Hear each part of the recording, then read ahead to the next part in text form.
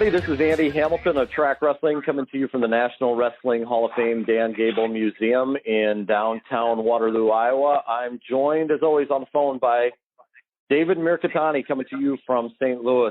We've been putting this Track Wrestling podcast out for about 6 months now. We've been talking about college rankings, upcoming events. We've kicked around the idea of coming up with a name for the show.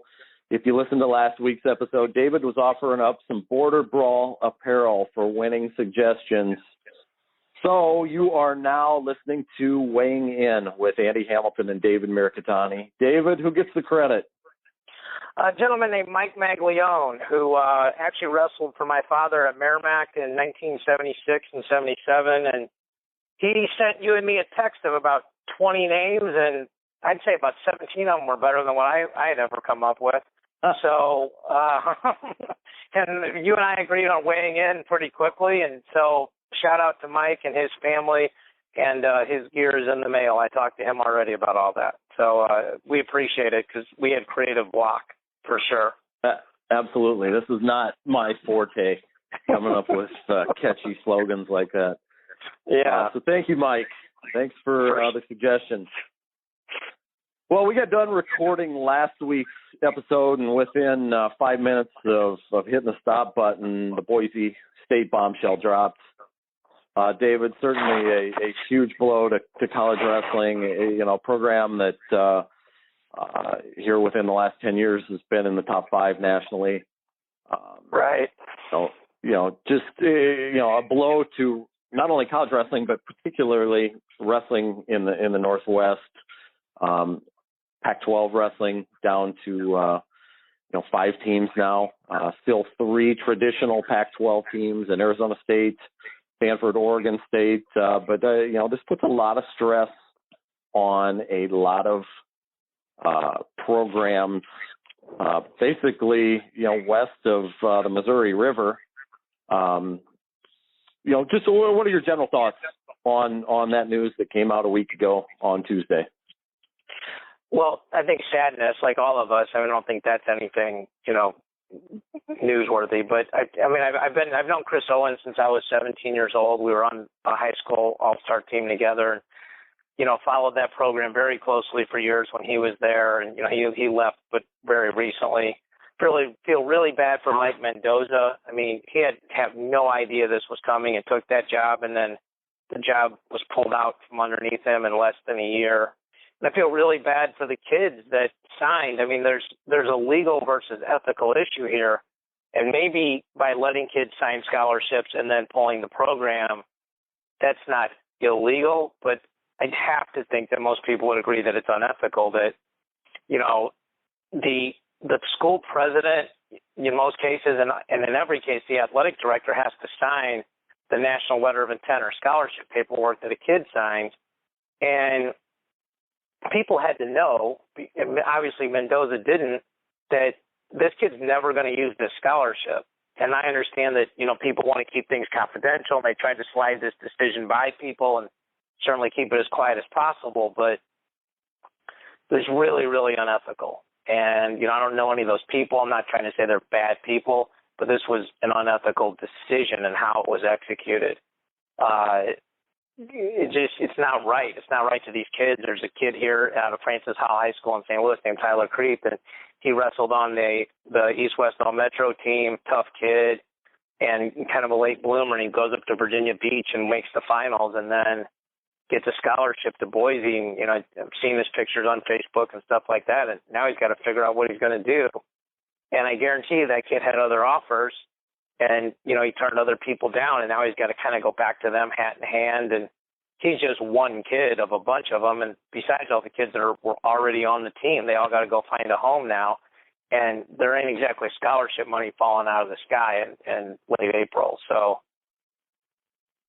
that's frustrating. And then, the teams out there that you mentioned that are still in the Pac-12, I think most schools that are smart, that really understand wrestling, they want their conference to be as strong as possible because it's easier to get to those gold and silver qualification levels for the nationals. And so now it makes it's harder because they have one less team, and it's going to, like you said, it's going to cause them to travel more and stuff like that. So frustrating in a lot of ways. I see a lot of people saying, let's start up Idaho or Portland State. I don't know what will happen. And I just really hope the wrestling community and, hopefully the NWCA can lead something here that will turn into something positive out of this. Yeah, absolutely. And a couple years back at NCAA Championships, I ran into a prominent athletic administrator that I've known for quite some time. And we started talking about the changing landscape of college athletics and where things are headed in the future with cost of attendance and all that, rising costs. And, I asked him about teams that could be in trouble. And the first name out of his mouth, Boise State. And you start looking at some of these mid-major programs around the country.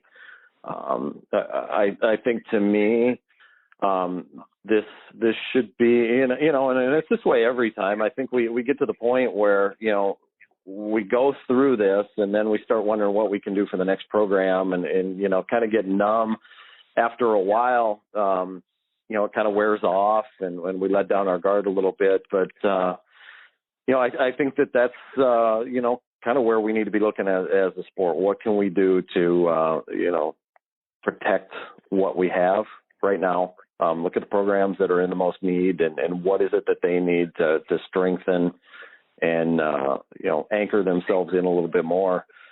You look at, we've talked about this in the past, but I look at, a program like South Dakota State, for example, as kind of a model of how you get it going. You get a energetic and an outside the box thinking coaching staff that really engages with the community. You've heard, Chris Bono and talk about it. You've heard John Reeder on Matt Chat.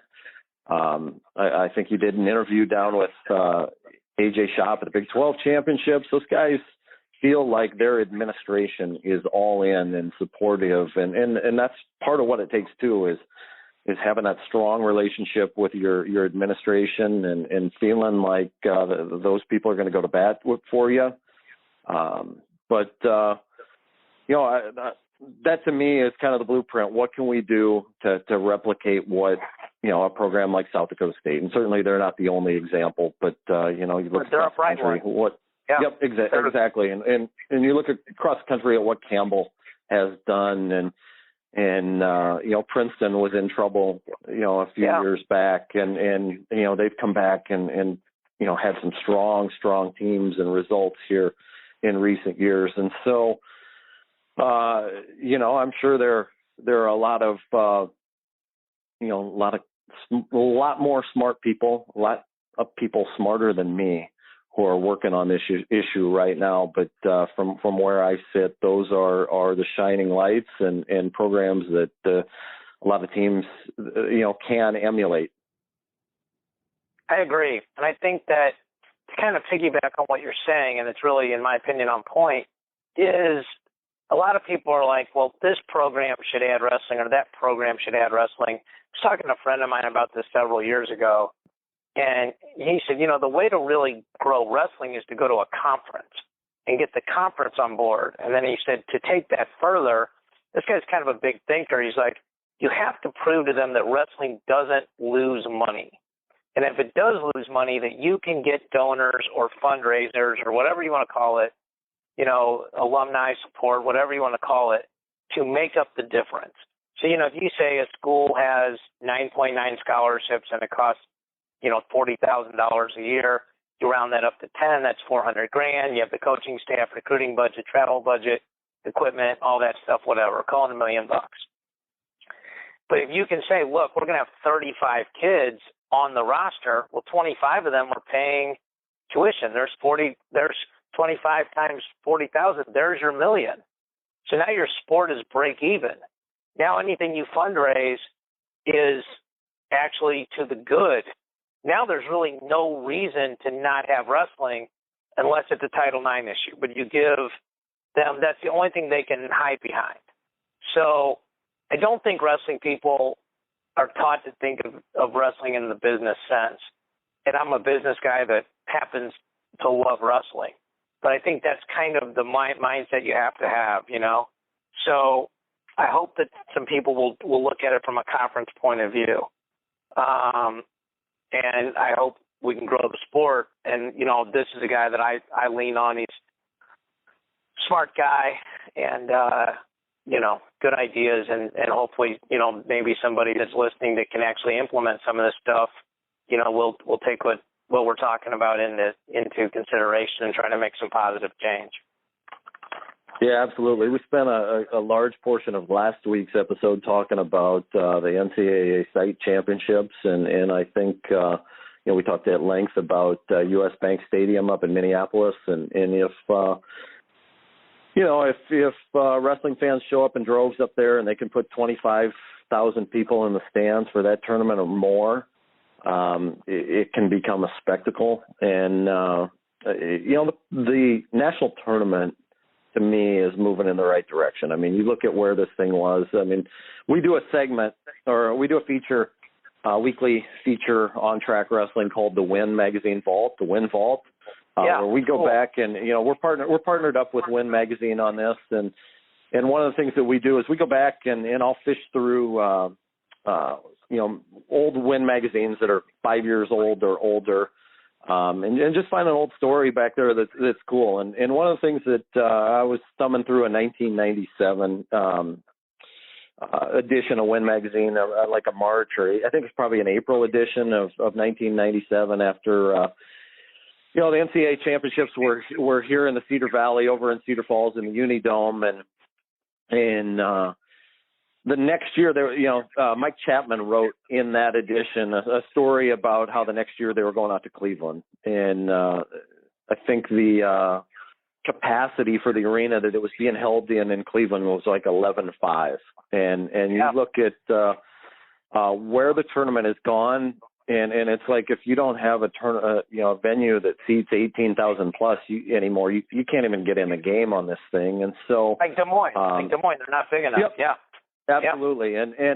And back then, you know, talking about 2000, 2001, we thought it was a big deal just to get the finals on live television, or finals on same day broadcast, tape delay on ESPN or ESPN2. And now you're looking at it and you can watch, you know, so much of the tournament now in prime time and live, and you can catch every match in its entirety. I remember back when I was growing up, like they would show like kind of the wide world of sports. You might get like the entire finals broken down to like 20 minutes, and so I have the old VHS tapes of that from CBS with Randy Cross, the football player, doing the commentary. All 10 matches were in a half an hour highlight show. You're absolutely right. Yeah. And so, you know, we've come a long way in terms of attendance, not just for the NCAA championships, but dual meet and exposure for the sport to the mainstream sports crowd. So I think those are all positives, but, you know, we certainly need to anchor in, you know, with some of the programs we have, and it's going to be a little bit of a bumpy ride, I think, with just, you know, the rising costs. You look at how college athletics as a whole has changed. In 20 years ago, you know, we weren't talking about, you know, $7-8 million annual salaries for head football coaches, and just the rising cost of paying a football coaching staff, and you know, it's just become such an arms race, not just in terms of facilities, but in terms of coaching salaries, and that's put you know, the burden on Olympic sports, and so you know, I think it's something that you know, the people that in the sport that are smart business people, and we've seen it in some of the programs around college wrestling. I mean, look at the amount of money that Iowa State ponied up to pay Kevin Dresser and his staff, and what he has raised in the short time that he's been there. You see Iowa, you know, has a facility that's not even you know, 7 years old, and they're already talking about raising funds to build a standalone facility. Ohio State is building one. Rutgers is building one. Campbell is making upgrades. Eastern Michigan is making upgrades. It's going on all over the country right now. But certainly have to find a way to make sure that there aren't programs that are getting left behind. Agreed. And I think if you take an overall maybe theme of all the stuff you're talking about, and I think this is where a lot of the programs you're talking about are led by, relatively young guys, is you have to play offense. You cannot play defense. And, these schools that are building these facilities, like, Ohio State's not in danger of losing wrestling. University of Iowa is certainly not in danger of losing wrestling. But they're going ahead. They're going forward. They're not waiting until they're obsolete. They're not waiting until there's a problem. They're not waiting until they're losing recruits because their locker room is too old or whatever the case may be. And that mindset needs to be taken into growing wrestling. And you need the people that are like, look, wrestling's an unbelievable sport. It's character building, all the stuff we love about it. But let's show administrators how it actually financially benefits the school. So there's really no other reason left for them to be involved, not to do it. And once that happens, then I think you can make some real progress. Until then, there's a lot of all the old stereotypes. Wrestlers are meatheads, blah, blah, blah, they can hide behind Title IX. And these schools got to find a way to implement women's wrestling. And again, I go back to what my friend said. Like, I would really like to see somebody try to drive wrestling in the Big 12 and wrestling in the SEC. The SEC's got the network for it. They televise non-revenue sports all the time.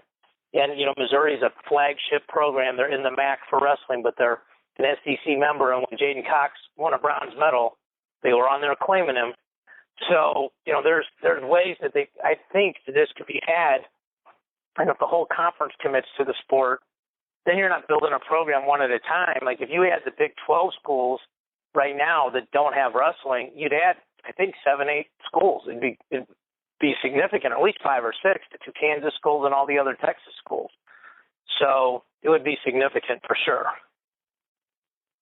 Well, even how about the Mountain West? That was part of the deal with Boise State that they were pointing to, that Boise State was the only Mountain West school without a baseball program, and that's what they want to add. And sitting there looking at the Mountain West member institutes, you got Air Force, which wrestles in the Big 12. Fresno State, part of the Pac-12, coming in next year. Wyoming, also a Mountain West member institution in the Big 12. That's one where if and I feel like that region of the country really needs it too. You're talking about Colorado State and Nevada and, UNLV and New Mexico, San Diego State, San Jose State, Utah State.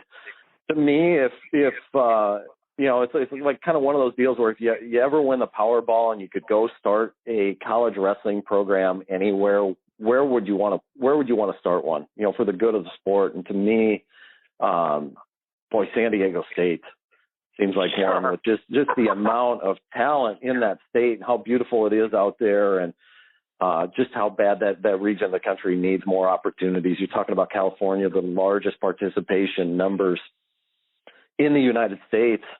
And you're talking about now with next year, there will be 4 schools out there with Fresno and Bakersfield and Stanford and Cal Poly. But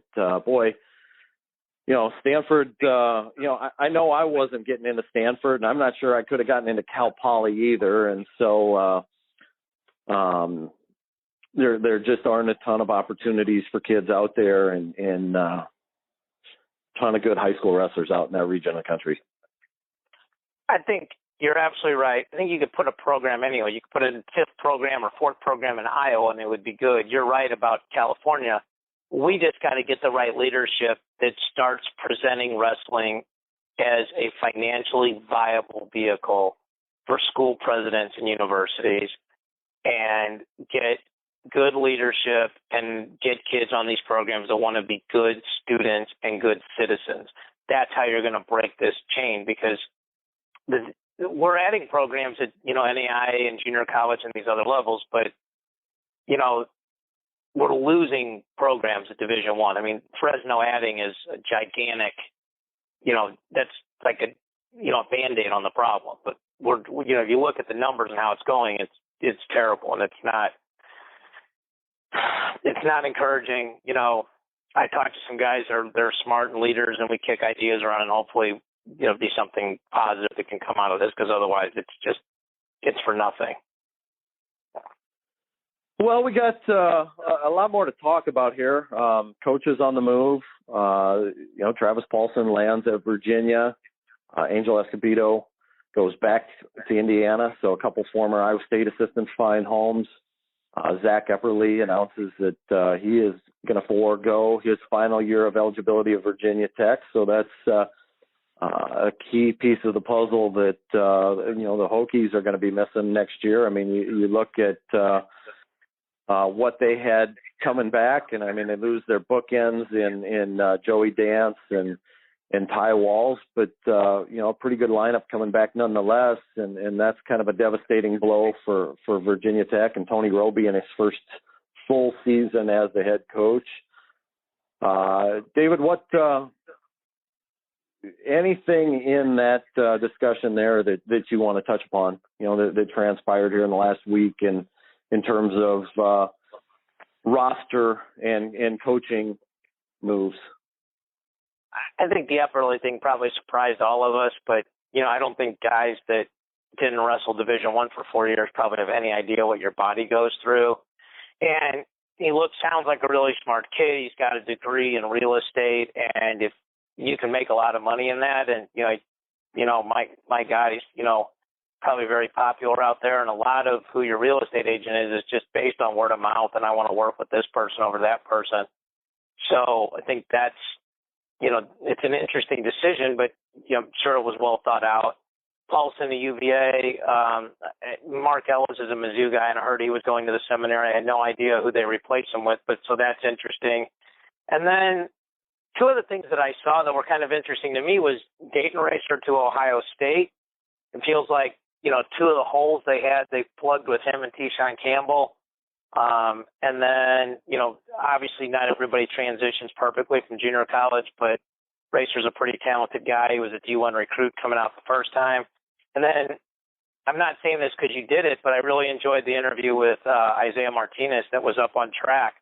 And he seems like a guy who's handled the loss really well. And, you don't want to bet against or for anybody, but that guy seems like he's loaded for bear, and he's going to be a hard guy to, stop from getting his third title. It seems like he's taking it personally, and he's really going to work on specific things to improve. And sometimes you only start really working to improve it until after you lose a match.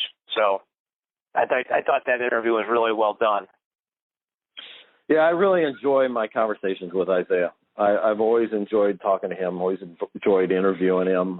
Just a guy that there's some guys that, they'll play the game and they'll do the interviews, but they don't really want to. You can tell that it's not their favorite thing in the world to do. And certainly, I don't think this was an easy interview for Isaiah by any stretch. He said he'd been laying low since the NCAA Championships, hadn't done any interviews until then. But, I appreciate the fact that he took the time to do it. He was down in Altoona or Pleasant Hill at Southeast Polk High School where Corey Clark and Alex Meyer and Willie Miklas wrestled. It was kind of interesting. I interviewed Isaiah up on their wall of state champions down there, and Southeast Polk's a program that in the last 10 years has really just exploded, and they on their wall have their wall of state champions, and Jessman Smith, two-time All-American for the Hawkeyes. His picture was up right behind Isaiah, and I made the mention that I said, you're right here in the heart of the Hawkeye country. And you got Corey Clark and Alex Meyer up on the wall behind you. And he said, that's one of the things. He said that he always loves coming to Iowa. He feels like, obviously wrestling's important here and people like his style, and they've always treated him well and opened their arms to him and appreciated his style of wrestling. And it was great seeing him interact with the young kids and some of the stuff that he was teaching. I always enjoy watching guys of that caliber teach technique and some of the tricks that they have. And, it's certainly no exception with Isaiah. Lots of cool stuff he was showing off the other day. And it was interesting to watch it too, because, he wrestles left-handed and a different way of,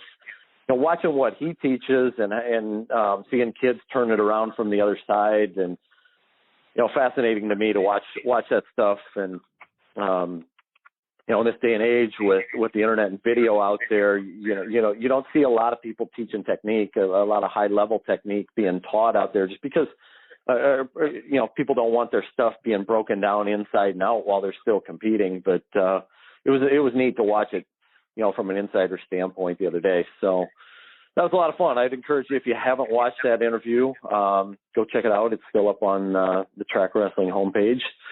David, we're going to have, some high quality high school wrestling coming up here in the next couple of days on Track Wrestling, the Western Junior Regionals out in Las Vegas, kicking things off out there.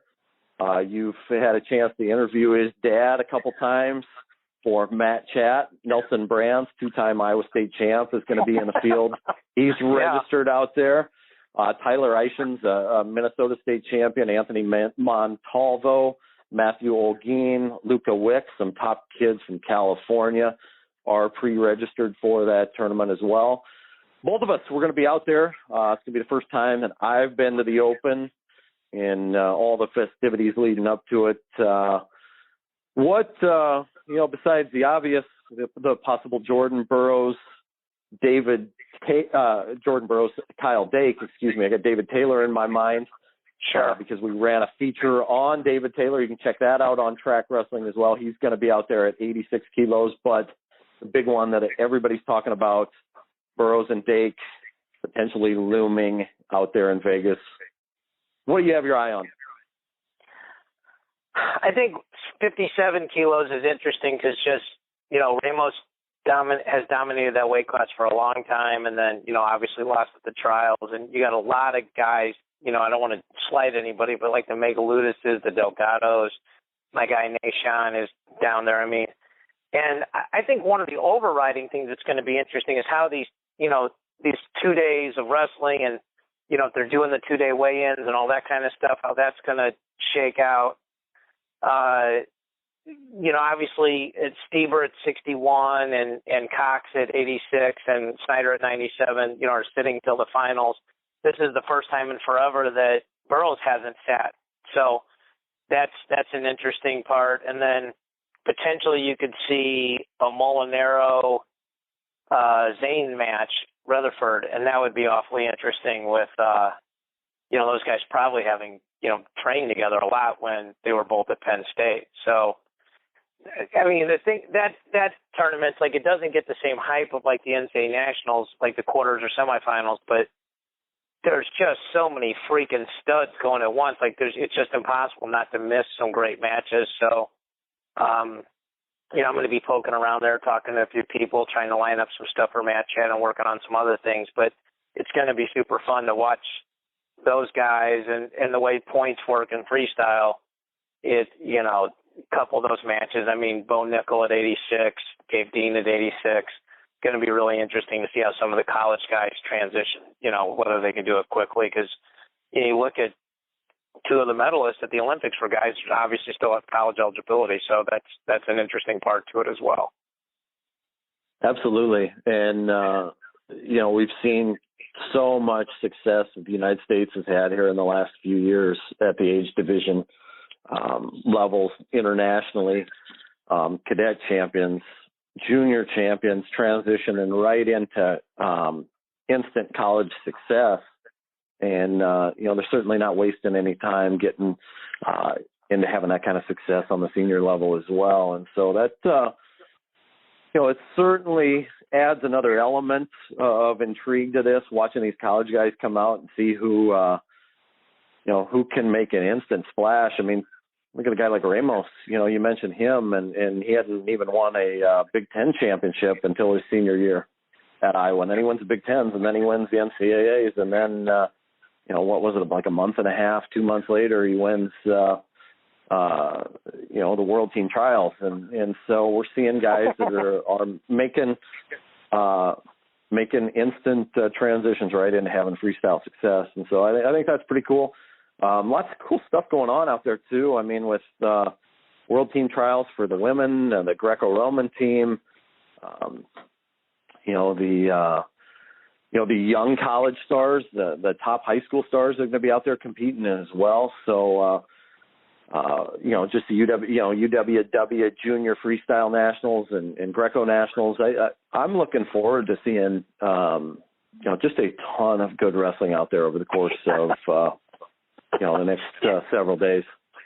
I think that's the most accurate thing either one of us have said in the last half an hour. The wrestling is going to be unbelievably on point for sure. Yeah. Yeah. So, it's going to be really fun to watch. Yeah. So we've been breaking down. David's been breaking down 5 teams per week here for the last couple of weeks. Kind of looking back at 2017, how they finished up at the NCAA Championships, looking and projecting to 2018. David, who's on the list for this week? South Dakota State was 16th with 28.5. North Carolina State was 17th with 26. UNI was 18th with 25.5. Rutgers 19th with 24.5. Edinburgh 20th with 20.5. Kind of just with South Dakota State, the couple of those guys that had been on Match Chat were nice enough to send their lineups over to make it a little easier. And their big studs that are coming back are Gross, Silverberg, David Kocher, Nate Roeder, and then, they've got some other guys that, like a Brett Bye that can get in the lineup. One of the Portillo brothers will end up wrestling at 25. A couple of the other weights are up in the air. It really looks like the big chance for them to improve is at 97 with Roeder. He beat guys like Weigel during the year that ended up being All-Americans, but he himself only scored a half a point. And they scored 5.5 points with Alex Kocher at 49. So it's going to be, they're going to have to make up those points, but they have a lot of weights. I mean, they scored 28.5. Gross scored 19.5 of those, so there's 9. And then 49 scored another 5.5. So feels like they can make that up and get in that 30-point range again. I'm sure that's not what those guys are looking for. I'm sure they want to make big strides, but it feels like that's a realistic thing for them, and that might put them in the top 15 again. Do you kind of see it the same way, or are you looking at it differently? No, absolutely. I agree, and it's a program that's generated some momentum here, and I talked about it here several minutes ago in terms of the big picture and promotion and all of that. But I feel like Bono and John Reeder were doing exceptional things before AJ Shop came on board, but it feels like AJ Shop has just added a whole nother dimension to the wrestling up there with the top position stuff that he's added to Seth Gross's game in particular, and I think that's made them a much more diverse program in terms of skills, and it'll be interesting to see if we saw Seth Gross make a huge jump, and partially I think maybe some of that is due to going down to 33 and being able to have a little bit more of a length advantage down there. And a strength advantage too, probably. Yep. And but I don't think it's as simple as just going down a weight and going from round of 12 to finals. The NCAA finals because 33 was no joke this year with the level of talent that was back there, and it never is. It's like 33 is loaded year after year after year and deep and so I'm just kind of curious if they can have somebody on this list and that we're talking about Silverberg, Coach, or Roeder, guys like that make a big jump a year from now. That we're talking about them being All-Americans and on that stand. Yeah, I echo everything you say, and just to compound it a little bit, and then we'll go to NC State. Bono and Reeder both have independently told me how they learn stuff from Shop every day. So that guy just must be a wizard on top, and must be great at teaching it as well. Frank Beasley, shout out to him for sending me the lineup for NC State, because they have some changes. They're going to have, then obviously stuff changes, but their projected lineup is Foz again at 25, Tariq Wilson or Kellen Devlin at 33, Jack at 41. Jamal Morris is going to go all the way up to 49 and challenge Bo Donahue. They're going to have one of the Bullard twins or Hidley at 57, the other Bullard twin or Hammond at 65, Reenan at 74. Renda will be back. That's a huge get for them or return for them at 84. Either Machiavello or Malik McDonald at 97. Boykin and Rogers at heavyweight. I don't see anybody on this team scoring less points than they did last year, and they're going to score a lot more points at 84. And Reenan's a guy we've talked about some of these schools that had a really, really stud recruiting classes like UVA last week. It feels like they can make big jumps at 74 and 84. Foz is a guy, if he medaled, it wouldn't shock you. And they had the number one recruiting class, a year ago, how you count years. But so this is when they redshirted almost all of those kids. This is where you would start to see NC State start making a move up the team standings, I think. Yeah, absolutely. And they were a team that qualified all 10. You look at some of these teams on paper and the discrepancy between where they are in the dual rankings and where they were in the team projected standings. And, NC State was consistently throughout the year, several notches ahead in the dual rankings than where they were individually. And so, that speaks to the 1 through 10 balance that they have. And now you start looking at can they get some more guys on the stand? And I think Renda's going to be a force at 184. He's going to be, we're talking about a guy that, was a top 4 guy here a year ago. And, in that weight year after year, look at the guys that he's had to contend with at that weight class, and another deep weight class. He's coming back. I think, what do we have? Machiavello. He was seeded about probably 10th, I want to say, going to the NCAA Championships, right around there. Kevin Jack, a guy that I think was like 30-1 going into the NCAA Championships.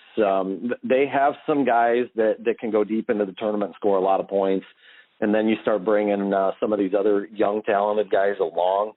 Foz, if he could climb up that ladder. Certainly a team that, if they're in the top 10 next year in Cleveland, it wouldn't totally shock me. You figure Jack and Renda alone could score 26 points. And then you got 8 guys to do better. They got a lot of talented guys. But yeah. Next, you and I, you might be able to help me on this lineup, but it looks like it'd be Yates or Schwarm or Roweeder at 25. And Dylan Peters was a stud, but, had injuries and only scored 1 point in national, so it doesn't really hurt him too much there. Albert, 33. They got 3 or 4 guys at 41. Max Thompson, 49. Peyton Moore, 57. Bryce Steyer, 65.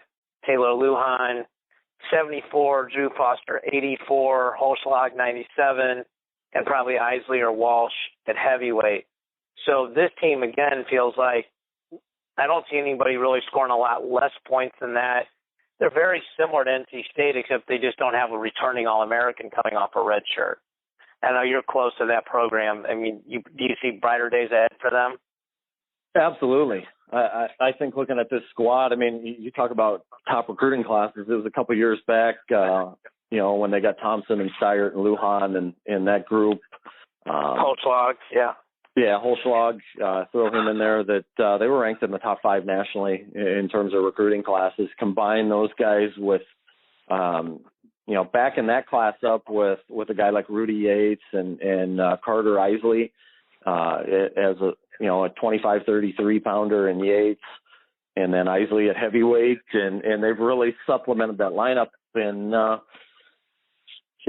think I kind of echo what I just said about NC State, in that this is a team that could make a big move next year.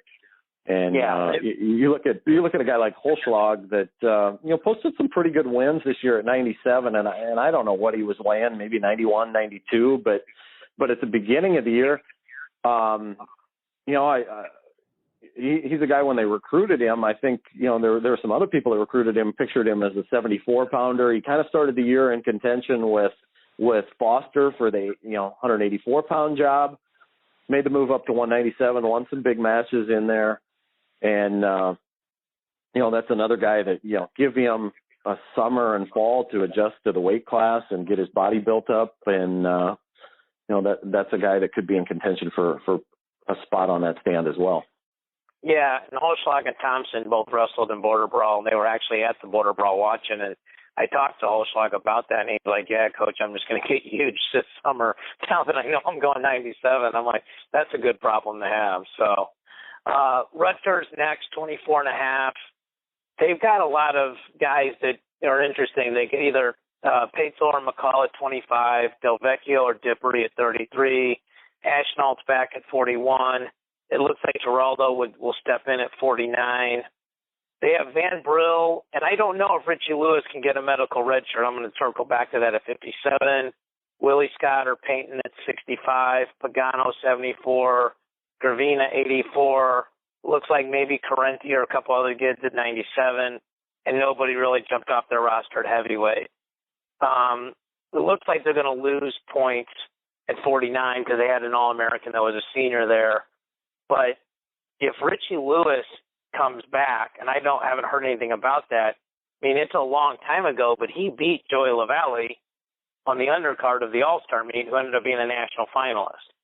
So it feels like if that happens, they could at least equal what they did last year. And again, they've got a lot of guys, if they're 24.5 points, at 41 and 49 were 17.5 of them. So it feels like, again, they've got guys that had good wins during the year, like Pagano, Gravina, Del Vecchio, Van Brill or Lewis, those kind of guys. It feels like they could bump up to maybe 30 or 35 points as well. Does it feel that way to you? Yeah, I agree. And a guy like Gravina, it certainly didn't come together for him at the end of the year as well as it was at the beginning of the year. But that's a guy that seems like he was ranked like right around 12. Most of the year there, you had that top tier of 8, 9 pretty steady, top-notch guys at 184, and you start looking down the list here, and Gabe Dean is gone, Dudley is gone, Brooks is gone, Boyd is a senior, Nate Jackson, there's some other guys at that weight class I know that, it's escaping me right now that are seniors, Jack Deco as well. So 184 thins out quite a bit, and that's a guy there, Gravina, that, he could make a move and, be on that stand a year from now. So pretty interesting to see what's going to happen there. Van Brill and Lewis, you mentioned, they're going to have a pretty solid 157-pounder, whoever it is there. Pagano, we saw, him post some big wins throughout the year. Took out, Ryan Preece of Lehigh in the NWCA dual championship series. So that's, that's certainly a team that can move up the ladder a little bit. But as you mentioned, they got points to replace at 149. We saw Kenny Theobald have that tremendous tournament where he comes on and goes from an unseeded guy to, or actually 15th seed, to knocking off Anthony Colica in the Thursday night second round and making it to the quarters, then coming back and finding a place on the stand. So, Rutgers has some work to do in replacing him, but seems like a program that also is gradually making the climb. For sure. I agree. And then you got Edinburgh at 20. They scored 20.5 points. And they spread out. They had a lot of guys that scored points. Sean Russell scored 8 points. He's back. Corbin Myers, 2.5. He's back.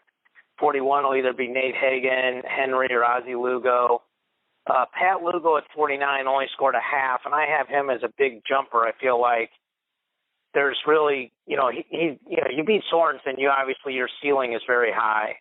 I'm not sure who will be at 57. Then they have Austin Matthews, Ty Shopstall, Dakota Gear at 65, 74, 84. Things look a little up in the air at 97, and Billy Miller back in heavyweight. I know you're a big Shopstall fan, and I think we both like Austin Matthews. It's kind of interesting. This week, it feels like all of these teams could either stay the same or move up, which is very different from the last couple of weeks where it felt like, I'm looking at it, we felt like Minnesota, Cornell, Nebraska, Illinois, and Wisconsin would probably fall back. It feels like there could be kind of a changing of the guard in kind of this, 6 to 20 range. So you see Edinburgh going up like I do? Well, yeah, when you were saying that, the first thought that popped into my mind was all the parity we had this year with like 7, 8 through 13 in our rankings, 14 in our rankings, and the top 5 or 6 stayed pretty steady, 7 maybe even at a point in the year. Those teams stayed pretty static, but then when we do our rankings week after week, the first thing I would look to is the team rankings to see who was going to be 8, 9, 10, 11, 12, 13, and how close that race was, because one match really and one upset could completely shuffle the order there. And we saw, like Minnesota and ASU, Wisconsin, Illinois, Cornell. I'm trying to remember who else was in that Wisconsin. I think, Michigan popped in there one week. Lehigh was in that crowd. So I have a feeling that it's going to be pretty similar next year, and it may be a bigger cluster of teams, and certainly Edinburgh may be in that as well. I mean, the teams that we're talking about today, Rutgers, South Dakota State, Edinburgh, they were all NC State. They were all kind of jumbled in that same kind of tier throughout the year. So it's going to be interesting to see which teams can kind of separate themselves. And what we're talking about here, really all it takes is one guy to go from that round at 12 or a little bit deeper and make a run. Like look at what Seth Gross did this year. 19 points or whatever it was that he scored, and going from maybe just a couple a year ago or one a year ago, I don't remember what it was, maybe 1.5, somewhere in there, whatever he scored, that you're talking about like a 17, 18 point gain that South Dakota State experienced, and that takes you up about 20, 25 spots in the standings. So for maybe sure, even more. We look at Rutgers, they scored 24.5 at 19th, and you go to Virginia at 15th at 29.5. That's literally like one guy getting a defensive pin in the round of 12 instead of losing, like just catching a guy, and you get you instantly get those advancement points, the pin points, and the 8th place points, and all of a sudden you're 15th, you're not 19th. So I agree. There's going to be a lot of oh my God, Andy Hamilton placed 4th out of the 13th seed and stuff like that. And I think we're going to see, it always happens, right? I mean, if you looked at the 10 seeds this year, I was looking at when I was putting this together, and, nobody would have guessed. I mean, I shouldn't say nobody, but if you had played a parlay of Darion Cruz and 165, Imar getting upset, if you play that, you don't want a lot of money putting $20 down both those guys, winning Vincenzo. So, I mean, you look at the rankings at the beginning of the year, Mark Hall was in red shirt. There were some guys that, stayed number 1 all year, like 97 and heavyweight and stuff, and, Dean Heil and Zane and the Matrix. But a lot of these other guys, there were ups and downs, and now we'll start digging into the weight class rankings here in the next couple weeks and kind of go through one by one or maybe 2 at a time, and that'll give us some stuff to kick around. But, it does feel like if I had to say overall, it feels like the biggest jump I see is probably Michigan, and Arizona State. I think those schools could easily go from 47.5 and 39 points respectively, really like into the 80s. I think they could, double their point totals with what they got going on there. Yeah, absolutely. And I'm just pulling up the 2016 results, and South Dakota State was 39th with 7.5 points. Seth Gross scored 2 points in 2016. You take that up a year later, and South Dakota State, 28.5 points, 16th place, and certainly Coacher being on the stand as well. That help matters, but we're talking about two guys really that Gross scoring 19.5 points, Alex Coacher scoring 5.5, and that takes them up 23 points in the standings. So it doesn't take a whole lot when you're talking about teams in that neck of the woods being able to make a monumental jump. So it's going to be interesting to see which team or two or three that we're sitting down there in the 30 to 40 range. If you got to think that there's going to be one or two that pops up into the top 20. So it'll be fascinating to see which teams those are that make the jump between now and a year from now. For sure. That's why it's always fun to watch, because no matter how much we think we know, we always end up being wrong about stuff. Absolutely. Well, who do you have on Match Tap this week, David? I have the legend, Art Martori. Couldn't be more excited about it. Big shout-out to Lee Pritz for getting that interview. Art doesn't do interviews very often, was absolutely he's one of the guys that, I interviewed in a short version, John Smith, Kenny Monday, Eric Alberison, guys like that, Rich Bender. They all speak of Art in such reverence, and he was just awesome. He tells some great stories about women's wrestling, about saving Olympic wrestling, about how Sunkist Kids started, about how his success in business influences how he teaches or how he's trying to grow wrestling. And the guy is literally one of the most generous people in the wrestling world. There's probably not 5 guys more generous than him, and just a humble guy. He's one of the guys I want to make sure I get to shake his hand in person when I get out there to Vegas in a couple of days. It was a huge favor for him to do that. It may be the interview I've been most nervous about doing, and I hope I did him justice because he was really awesome. Well, anything else you want to cover this week? No, man. Safe travels, and I guess I'll see you out there in a couple of days, right? Yep. Likewise. And like I said, that'll do it for this week's edition of Weighing In with Andy Hamilton and David Mirikitani. Thank you for listening. Check back to trackwrestling.com for coverage from Las Vegas. And if you are traveling out there or traveling anywhere and you want to download and listen on the go, you can catch us through the Matt Talk Podcast Network on iTunes. Thanks again, everybody.